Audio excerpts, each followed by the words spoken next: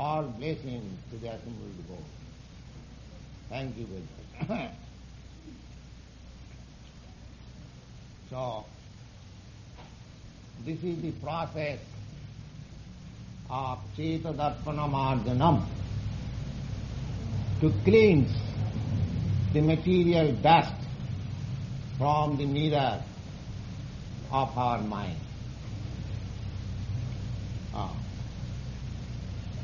The whole process is to dust out the dirty things which we have accumulated by our material association, and therefore to revive our spiritual consciousness, our Kṛṣṇa consciousness.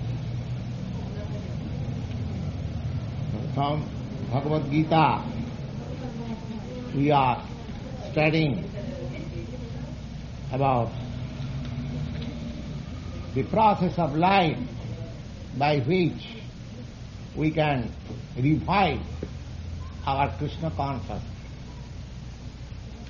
There is no need of external help for reviving Kṛṣṇa consciousness. You have got Kṛṣṇa consciousness dormant in your self. It is the quality of the self. So, we have simply to invoke by this process. Kṛṣṇa bhakti nitta siddha sadha kavu nahe. This Kṛṣṇa consciousness is an eternal fact. It is nothing that by this organization we are imposing upon you something extra. No. It is within you. It is within every living entity. Any living entity, never mind whether he is human being or animal. When Lord Chaitanya was singing this Hare Kṛṣṇa, Hare Kṛṣṇa, Kṛṣṇa Kṛṣṇa, Hare Hare, he was passing through jungles, forests, and the tigers, the elephants, the stag, and all, and these forest animals, they joined. They joined. It is such a thing. Of course, it depends on the pure-hearted chanting. As we become, this is the process, as we become advanced in this chanting method, similarly our heart becomes freed from all the dirty things, some material content. So even the animals can be captivated by this chanting. What to speak of human beings. So, in our practical life, Kṛṣṇa advises how to invoke this Kṛṣṇa consciousness. He says, Yasya sarve samarambha kama-sankalpa-varjitah jnanagni dagdha karmana tamahu panditang buddha. Stop. Why do they come and talk nonsense?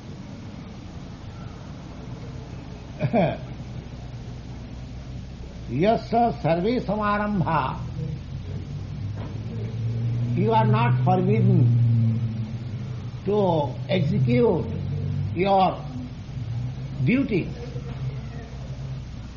We are not after stopping the general process of material activity. That is not our mission. The whole thing is that we have to act everything in Kṛṣṇa consciousness. Kṛṣṇa consciousness. Just like it is very easy to understand. Everybody has got some vocation of his life. But what is that consciousness?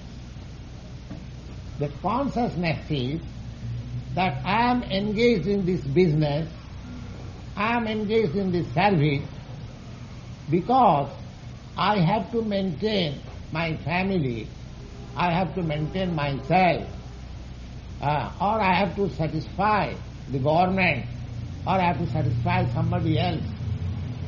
This is our consciousness. Nobody is free from such consciousness. Everybody must have some consciousness. With consciousness nothing can be done. One who has no consciousness, he cannot do anything nicely.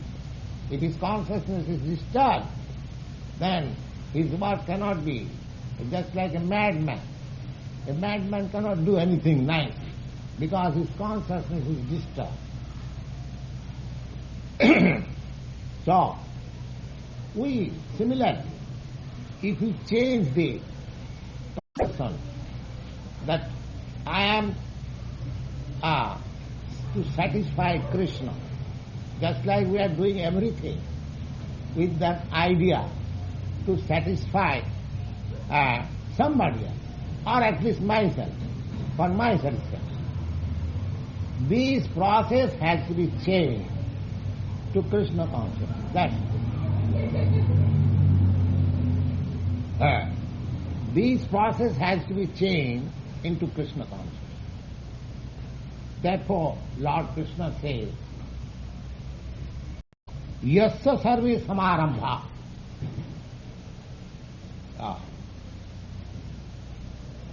Those who want to come, we can invite them, come inside.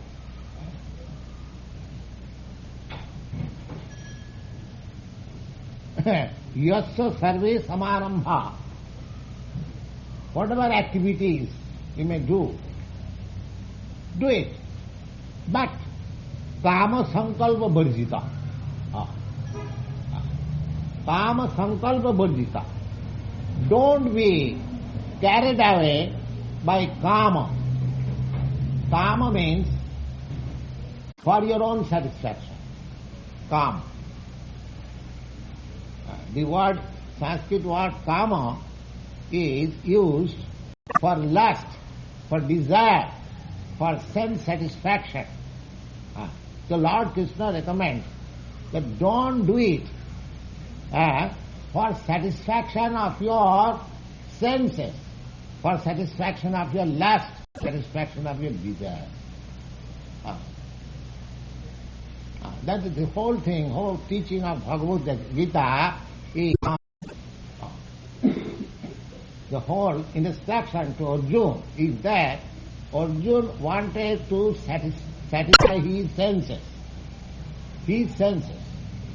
He wanted that by not fighting with opposite party, who are composed of his relatives, brothers and brother-in-laws and father-in-laws and so many.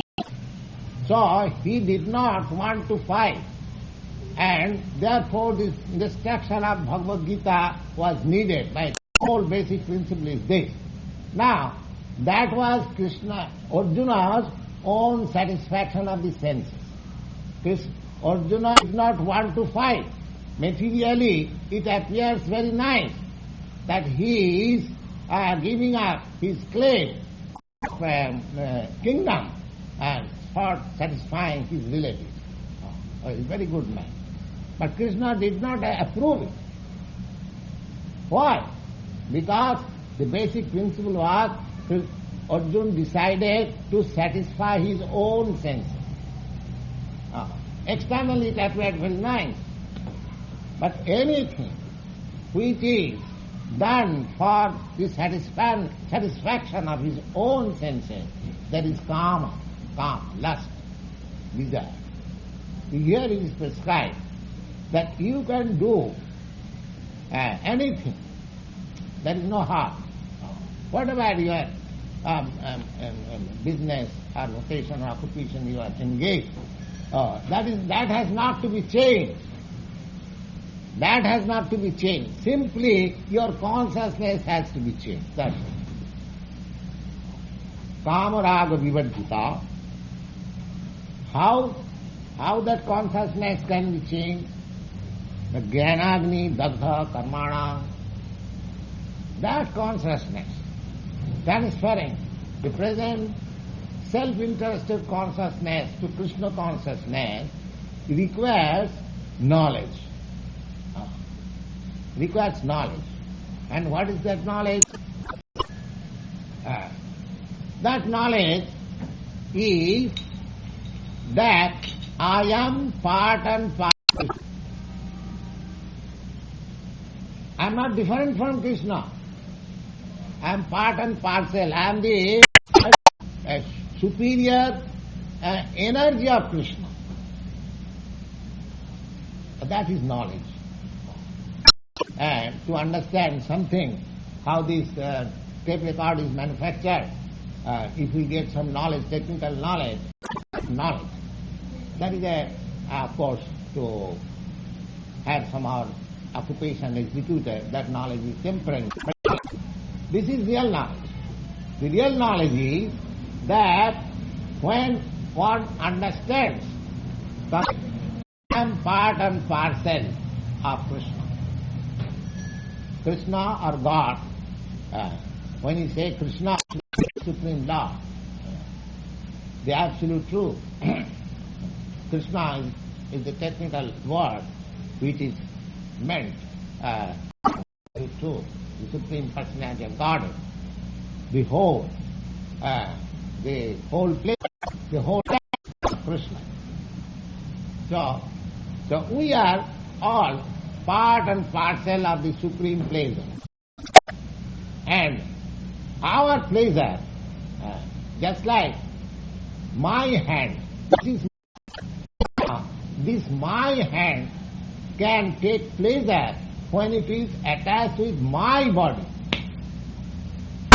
My hand can take pleasure when it serves my body. It does not take pleasure by your body. This is the whole secret. So therefore, because I am part and parcel of Kṛṣṇa, my happiness is dependent by serving Kṛṣṇa. Just satisfied when they are used for my purpose, not for your. This is the whole philosophy. I cannot be satisfying you.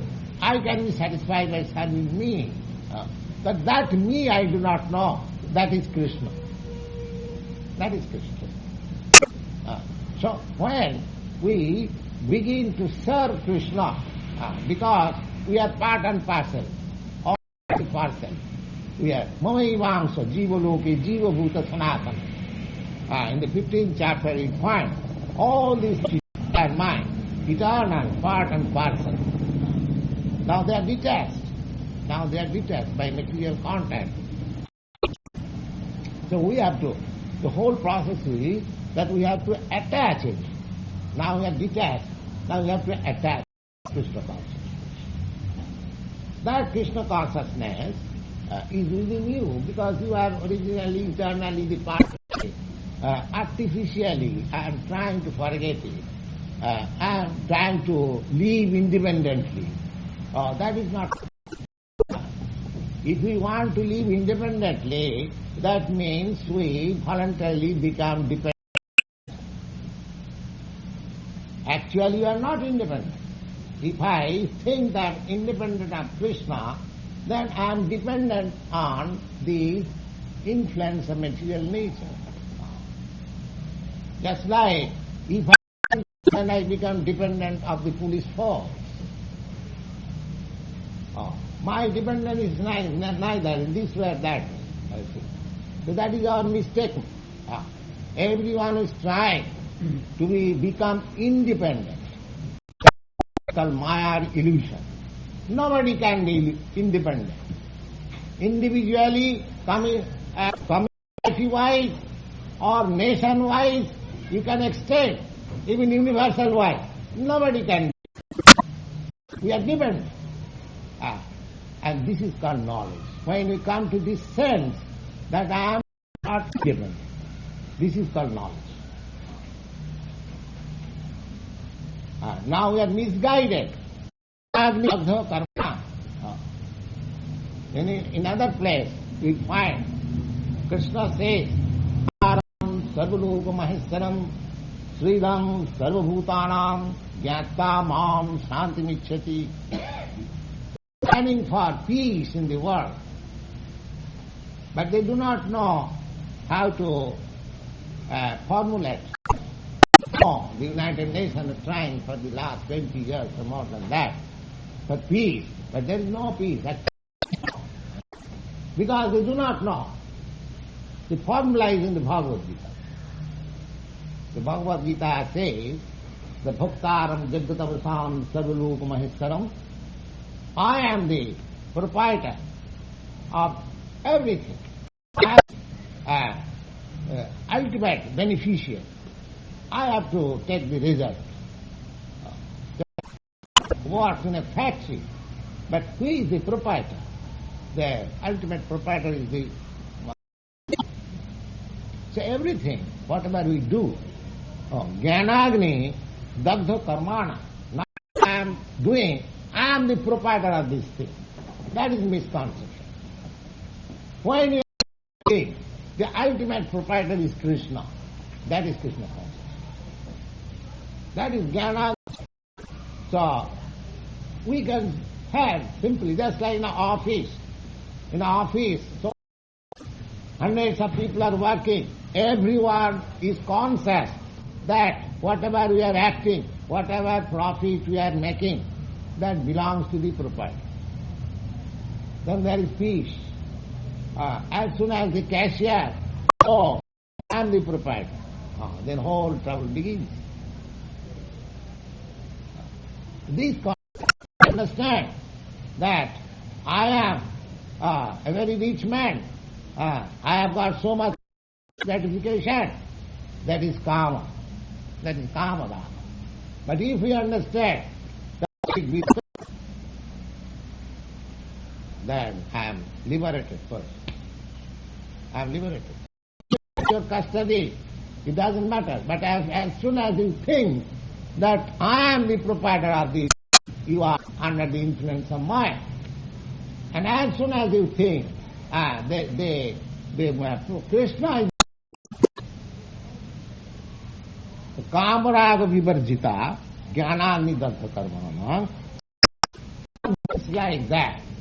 One who is situated in that consciousness, learning, and he is actually a man of knowledge. This is the whole process. Known as the Pandita. Pandita means one who knows things as it is. So, that consciousness has to be invoked, not only individually, community-wise, society-wise, nation-wise, all over the world. Real peace. Bhoktaram jagatavasam sarvaloka maheswaram Śrīlam. We are just trying to be philanthropic, altruistic, and we are trying to become friends of my countrymen, of my society, of my family. But that is a wrong conception. Tell friends, I can work on his behalf. How I can work? If you actually want to do something good to your family, then you try to make all the members. Then your life will be successful. Otherwise, without Kṛṣṇa consciousness, then you will be serving not this. Because any knowledge will not help will not help. His real problem, what is his real problem, we do not know. The real problem is that we do not know. The real problem is janma mrityu jara vyadhi.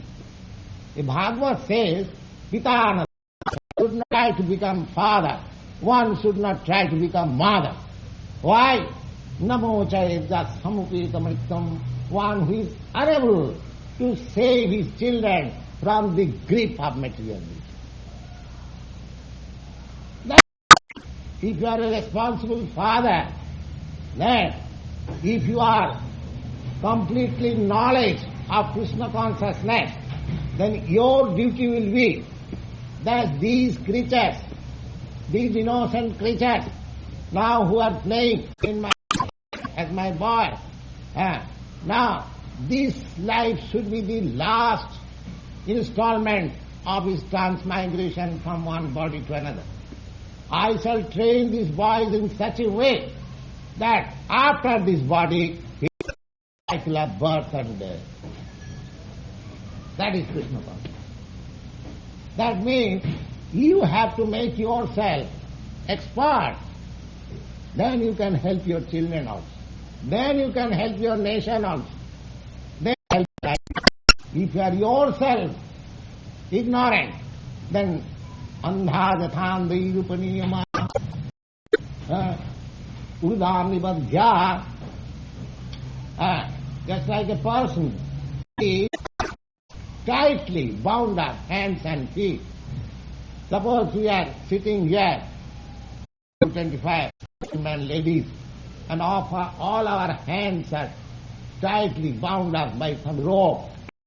You free, although my hand is also tightly bound up. Is it possible? No. Mine is free. Then I can untie your bindings by this. And what is that freedom? One who is Kṛṣṇa conscious, he is free now. Viddhesha mama maya duratya mami vaja prapadanti maya metang tarantite. Nobody is free. And one who has surrendered unto Kṛṣṇa, one who has taken Kṛṣṇa consciousness, Maya has nothing to do. Maya cannot touch.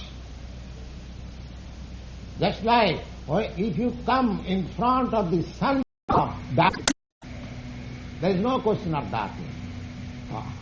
If you place yourself in light, this artificial light may be extinguished at any time, but sunlight is not. As soon as you come in front of sun, there is no darkness. So there is no ignorance. So there is no Maya. Maya means illusion.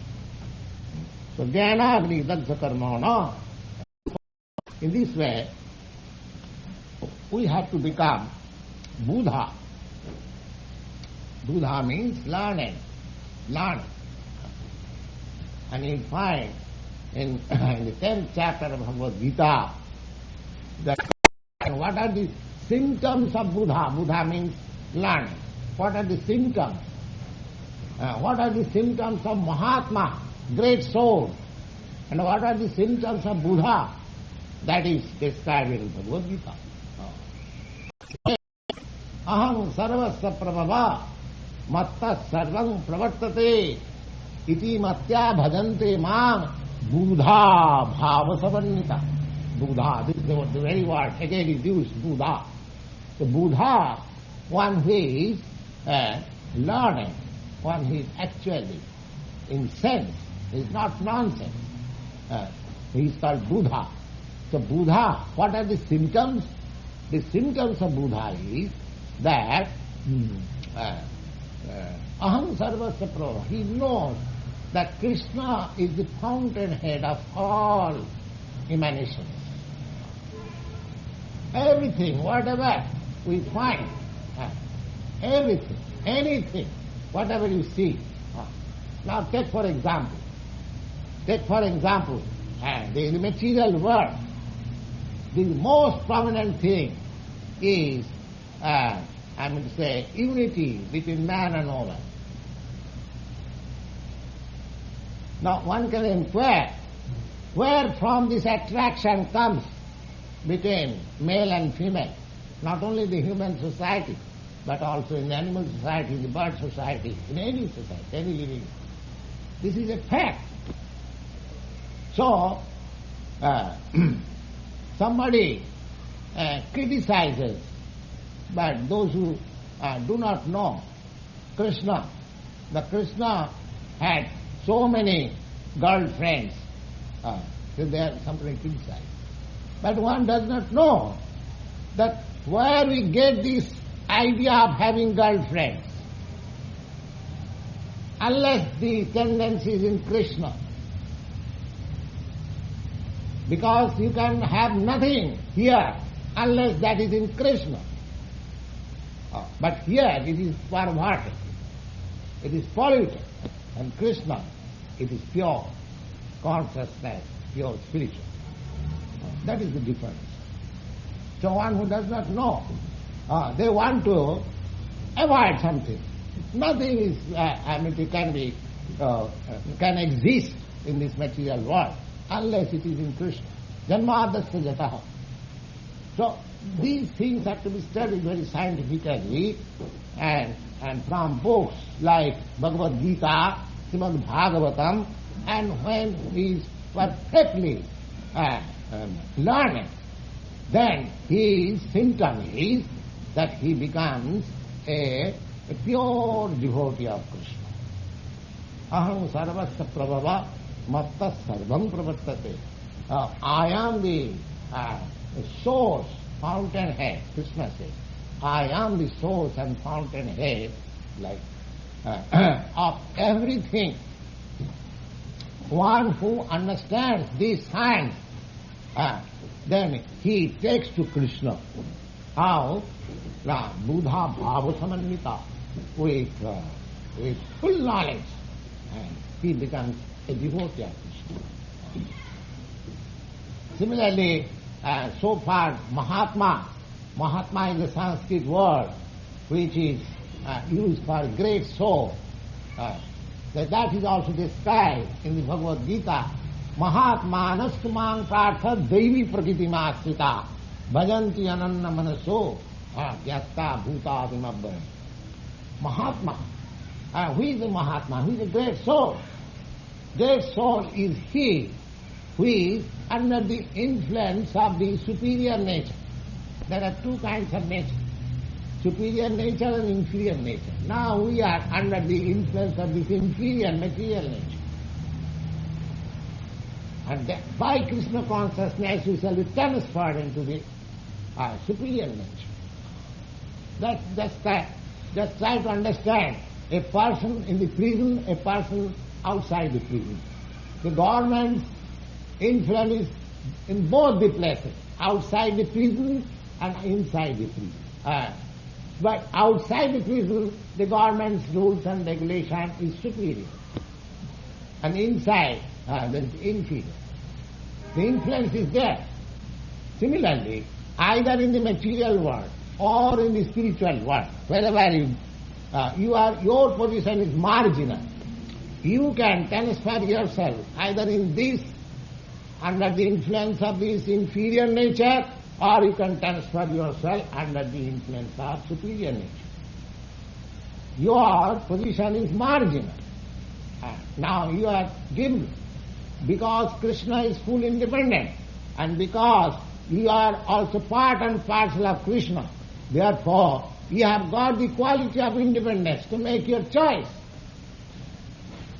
whether to be under the influence of this inferior nature or to become under the influence of superior nature. But because we do not know what is that superior nature, therefore we have no other alternative than to remain in this inferior nature. This is the whole point. Because in the world there are many philosophies.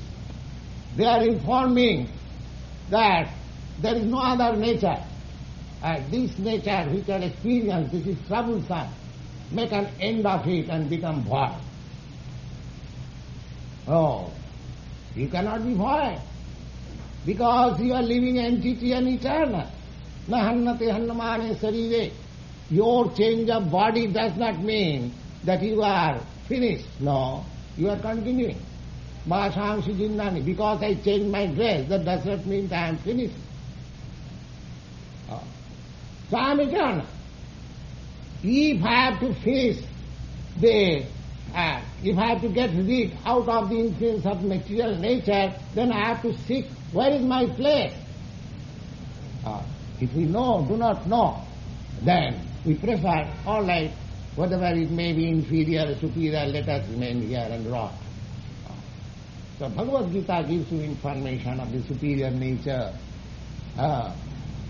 Jadgatyana nivartante tadhama parama mama na tad bhashayate sujjana na chandra na pavaka. So, we have to become Kṛṣṇa conscious by scrutinizing, studying these authoritative books, Srimad Bhagavad-gita, without having fashionable interpretation, as it is. What Kṛṣṇa says, he says for all the time. It does not change. Just like the verse which we are just now discussing, he says that it does not matter in whatever occupation you are. Simply, you have to change your consciousness. You are now guided by the consciousness of self-interest, of sense gratification. Self-interest, not exactly self-interest, because we do not know what is our self-interest. Rather sense-interest, not self-interest, but sense-interest. Whatever we are doing for satisfying the senses. This consciousness has to be changed. We have to satisfy Kṛṣṇa. That consciousness has to be involved. And then our life will be successful. Thank you very much. If there is any question, you can take it.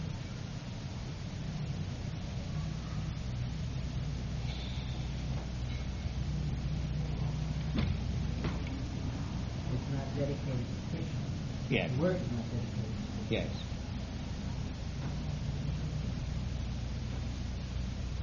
How specifically, how can you do this? Yes. Now, this consciousness, how can I do it? This is also Kṛṣṇa consciousness. That one is ready.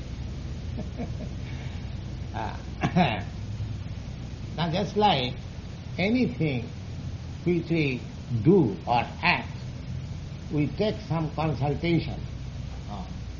Just like you are a lawyer and anything has to be done lawfully, we have to take your consultation. Because you are expert. Similarly, you have to take consultation from a person who is Kṛṣṇa conscious. It's simple thing. Well, first of all, if you want to find peace, don't you have to believe that war is wrong? Any kind of war? Yes. The Bhagavad-gita teaches that there is a good war and a bad war. Yes. A little bit like later on the Crusades. Yes. It was a holy war, and it was looked on as a good war, and it killed people for a good purpose. Yes. Kṛṣṇa believed that it was all right to kill the enemies of Arjuna because it was a righteous war. Now, if you have a philosophy like that, then you find peace. What do you mean by peace then? Absence of war. Not necessarily. Not necessarily. Absence of war is not peace. Just simple. Suppose now there is no war. Do you think that everybody is in peace?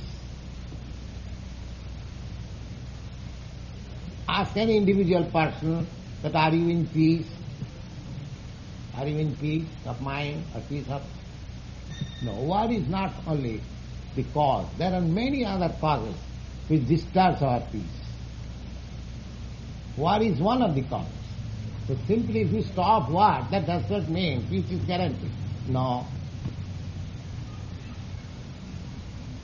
what is one of the disturbing things of peace.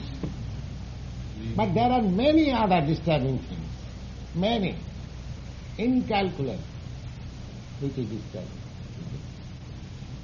So we have to take relief from all disturbing positions. What is one of the items? And that can be done when you are Kṛṣṇa conscious.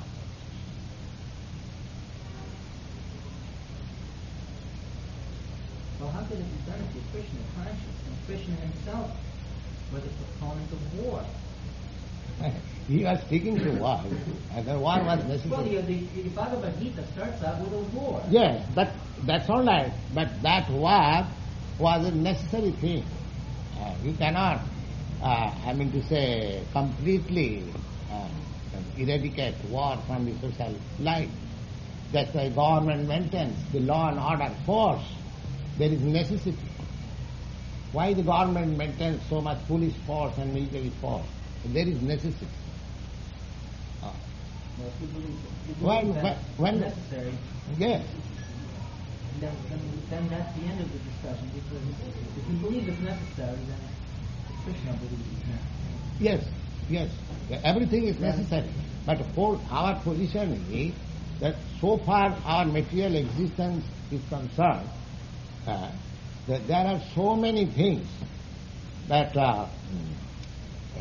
one thing, the four things, Janma Mrityu Jara Vyadhi, that we are under the entanglement of repeated birth, death, diseases and old age. These four things does not depend on war or peace. Suppose there is no war, can you get free from diseases? Suppose there is no war, can you get free from death?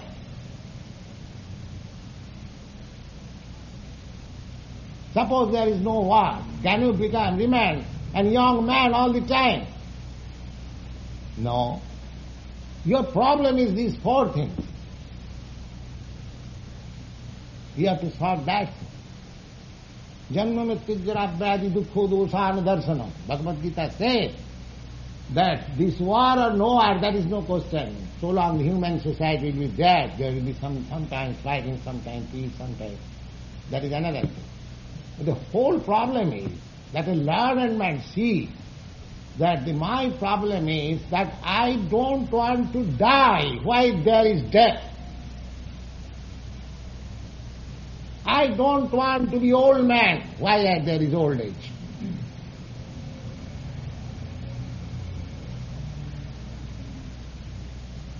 These are the problems.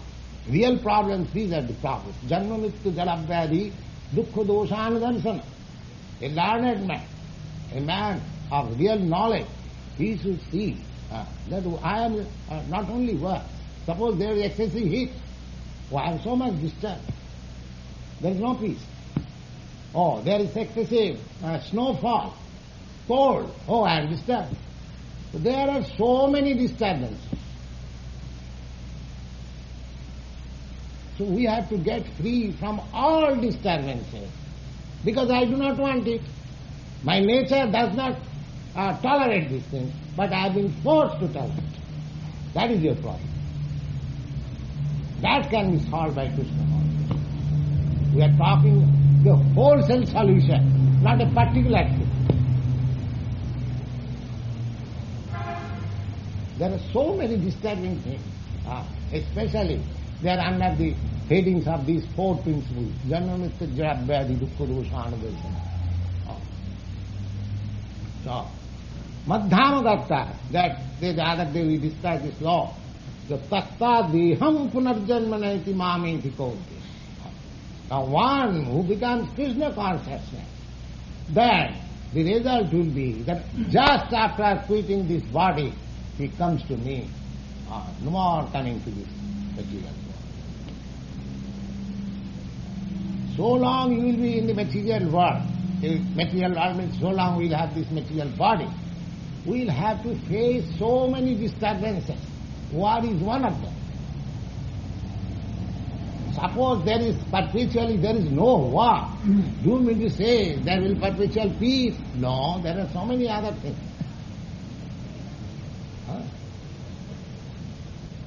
At once, if there is some upheaval in the Atlantic Ocean, the whole thing is swallowed up. Your beautiful New York City will be no more there. There are so many natural disturbances. What to speak of war? What you have? Bhagavad-gītā speaks of war. It starts No, out with what I mean to say, Bhagavad-gītā speaks. Bhagavad-gītā does not say that stop war. Bhagavad-gītā says stop your repeated birth and death. Bhagavad-gītā is not concerned with the war principle. The war will remain so long the human society is there. How can you stop it? Some people don't believe that's Some people they foolishly believe because so long the human society will continue. There is no history that there was no war in the history. The war there will be. Well, there's never been in history that everyone has accepted Kṛṣṇa either. Now, you do not think that, of course, when you have Kṛṣṇa concept, when you are not in this material world, then there is no question of war also. My point is that war is not only the only disturbing principle. There are many other disturbing principles. So we have to make a wholesale solution of all things. That is the point. War is only a symptom. Yes, war is also one of the, just like a man disease. He sometimes say, oh doctor, I am feeling some headache. Oh, all right, take this pill, just like I see advertisement. Oh, you are feeling stressed, take this pill. You are feeling this, or take this pill. Just like post office. It's a post office. All letters should be given to the post box. And it will go in different places. So doctor is prescribing like that. But a real doctor, he will see what is the disease there. And if that disease is cured, then he will have no headache, no pain leg, no nothing of this. So if we, Kṛṣṇa says, takta deham punarjanmana iti mameti kaunti. If you become Kṛṣṇa conscious, the result will be that after finishing this term of your body, we have got different terms of body. So, this term of body, you come unto me. Jadgatyana nivartanti tadbhama kanam mama. So our problem is that we are not going to adjust here. Here, any amount of adjustment will not make us happy. That is a fact. Because this place is like that. So we have to completely get free from this repeated birth and death on the material world and go back to home, back to Godhead, and live peacefully with eternal life, knowledge and bliss. That is the whole thing Bhagavad-gītā is teaching. Kṛṣṇa's business is not to stop war or this or that.